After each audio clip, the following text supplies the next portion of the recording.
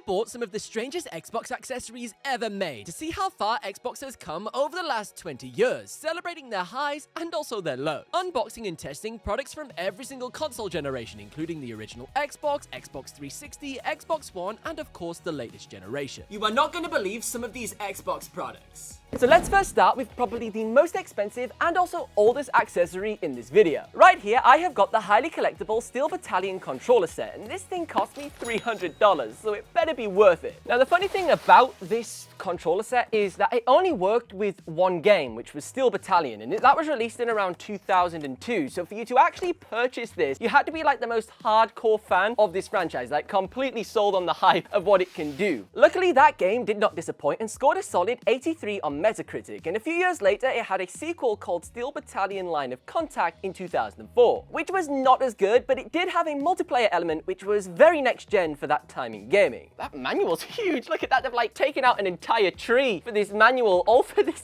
game controller. That's insane. Right, I'm quite excited for this one. Not gonna lie, it looked really cool. It's a shame that the game's so old to use it on. Like, look at how well built this thing is. It's got all the bags and everything. This guy's really collected it. Look at the build quality on this thing. Back in the day, this would have been the most insane accessory ever. Wow, like, look at all these buttons.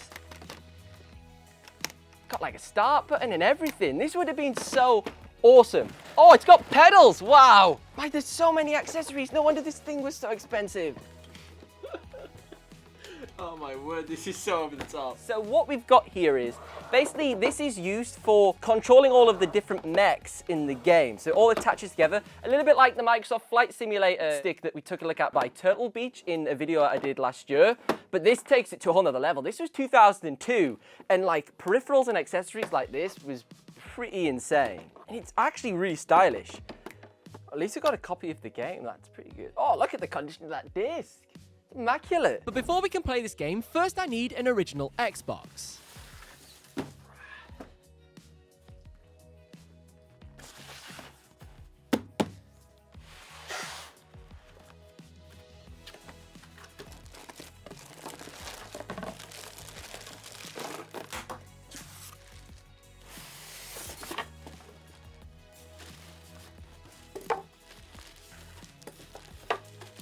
Yes, it looks super clean. Oh, get in. Oh, perfect. I was lucky enough to purchase this very rare Crystal Edition, which is a transparent original Xbox, and thankfully it is absolutely pristine, because this could have looked awful if the previous owner had never cleaned it. Over 20 years of dust could have been inside of this thing. Although for the most part, the design of this console is almost identical to the Hello Kitty Xbox, which is also a crystal console, there are only 550 of those consoles available in the entire world, most of those being in Japan, and unfortunately this isn't quite as rare as that. But that being said, it did cost over $300.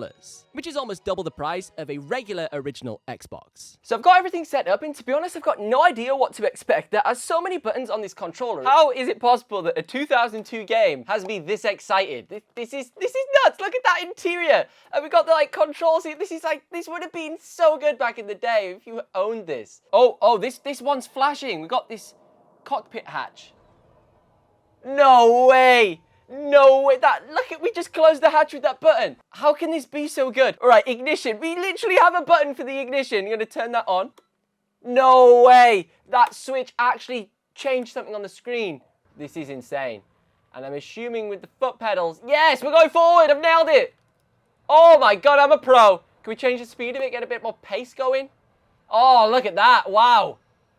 Oh my God, this game's insane. Oh, this is class! This controller's amazing!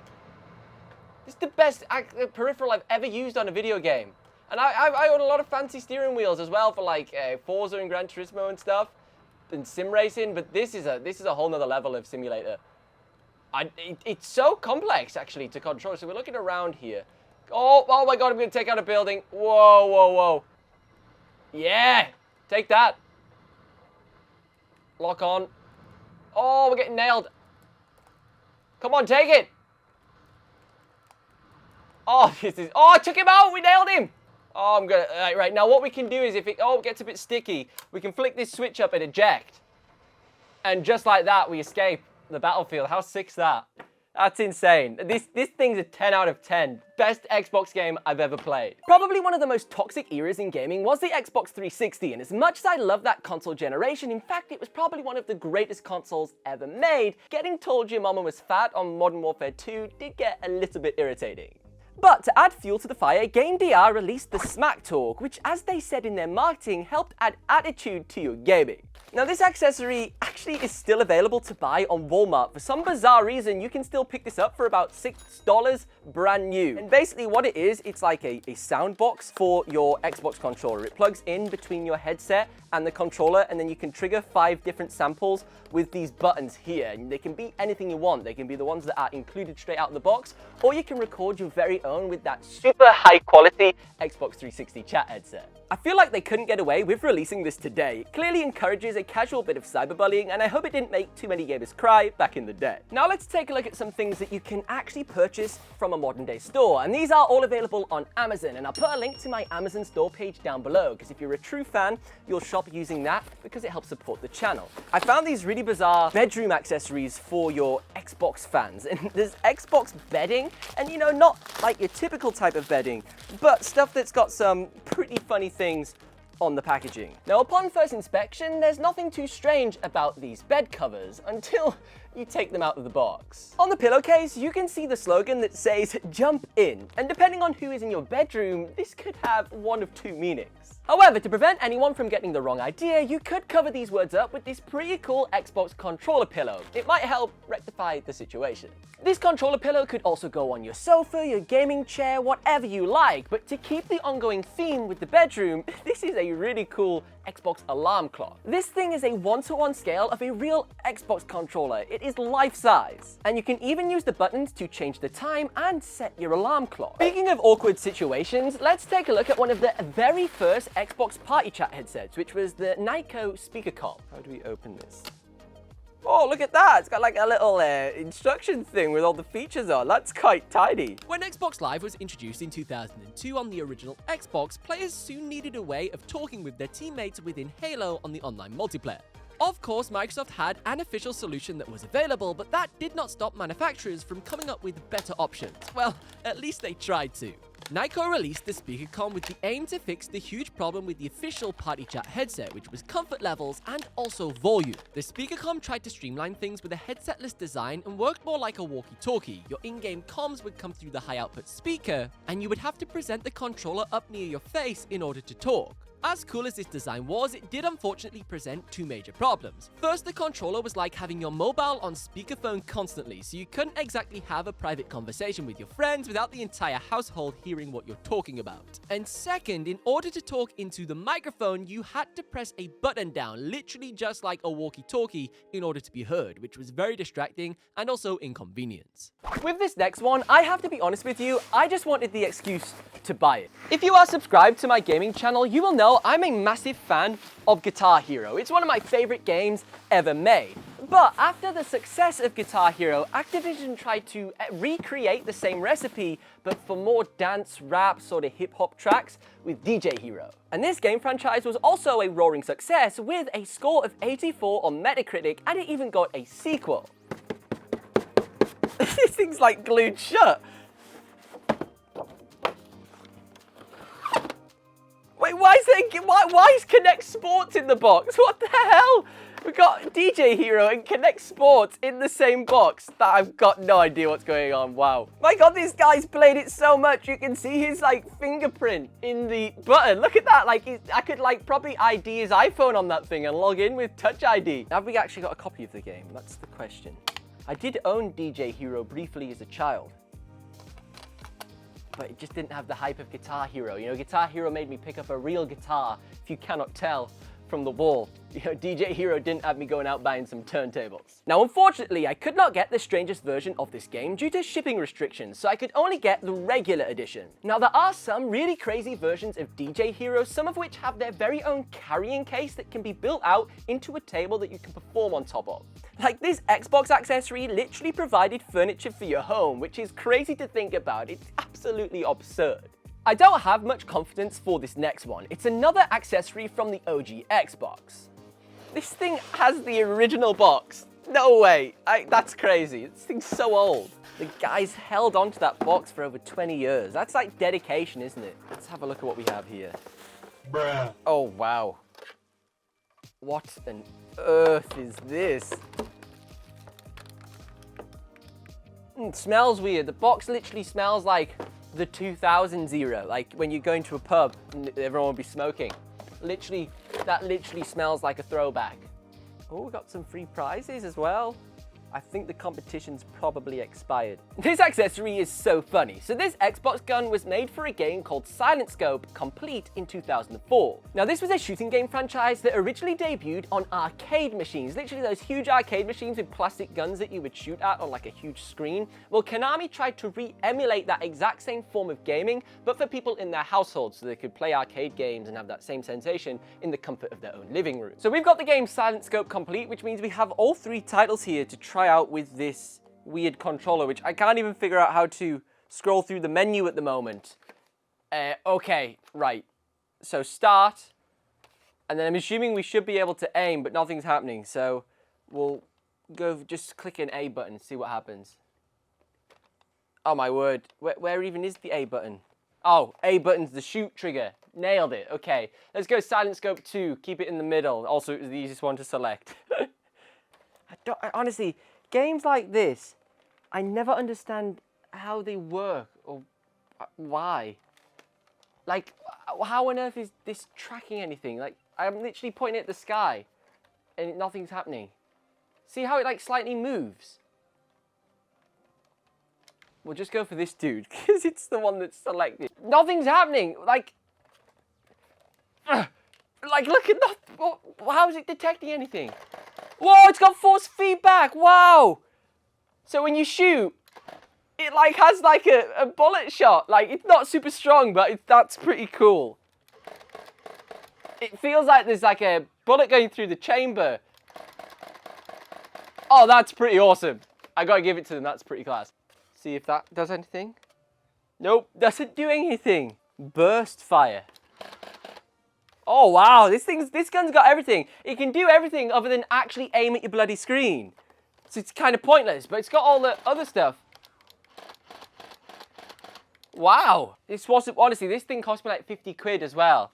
And it's dreadful, absolutely dreadful. I can't play it. A modern alternative to this was for a game called Cabela's Dangerous Hunt, released in 2011 for the PS3 and also Xbox 360. Included, to be fair, was this pretty stylish rifle, a wireless sensor that looked like something from the Nintendo Wii, and also a copy of a truly awful game that has a very overly generous 58 on Metacritic. Seriously, this game was awful, and I'm ashamed to say that I did buy this on the Xbox 360 and was on the suckers list. I seriously thought it was going to be awesome.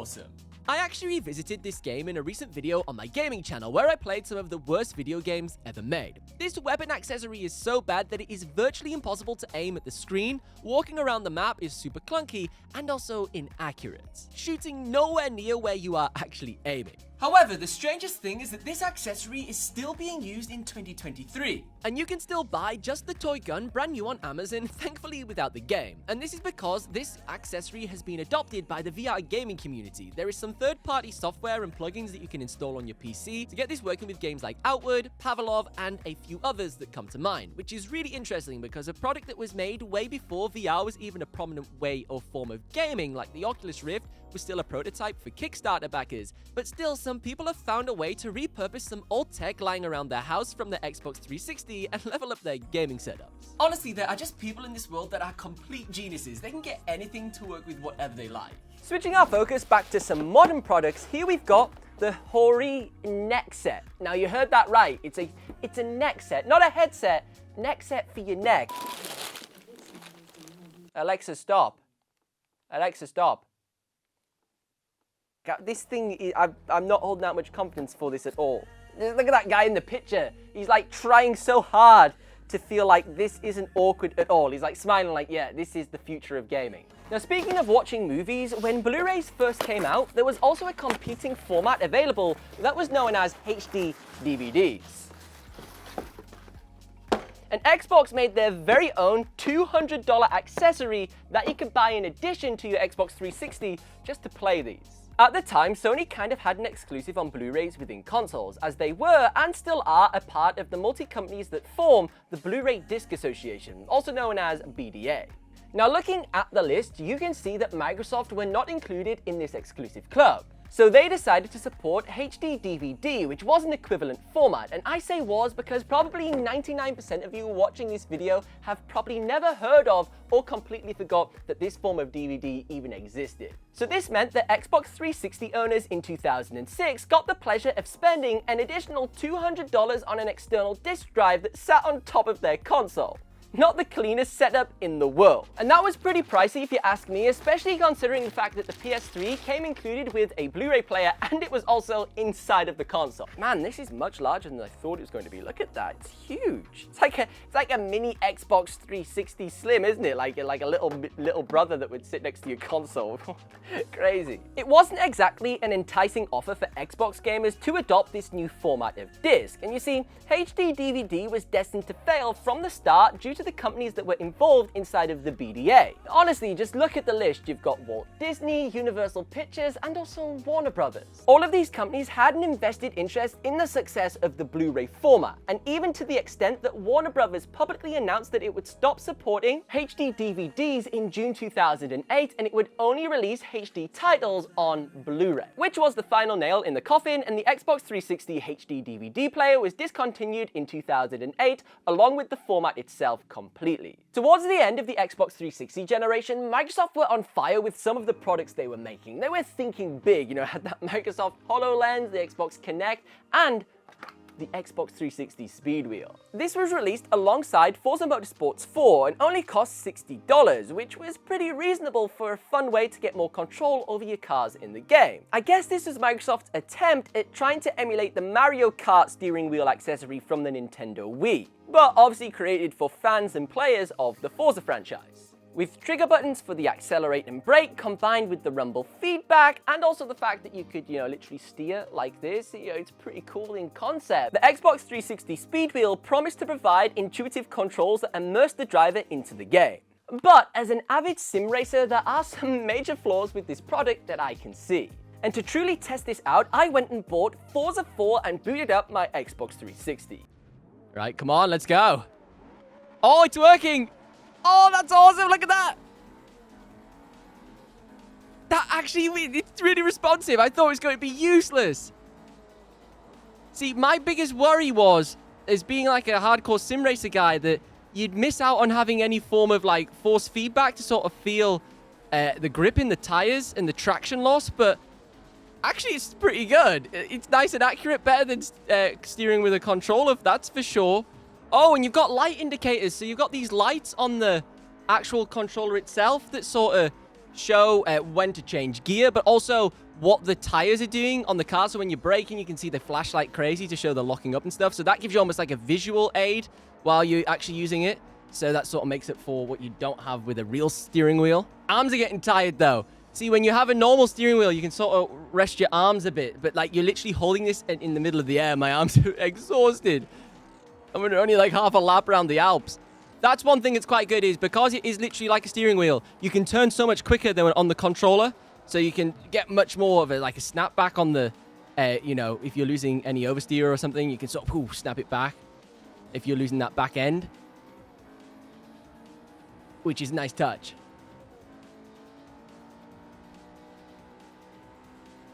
Boom, that was a lot of fun. We came last, but worth it.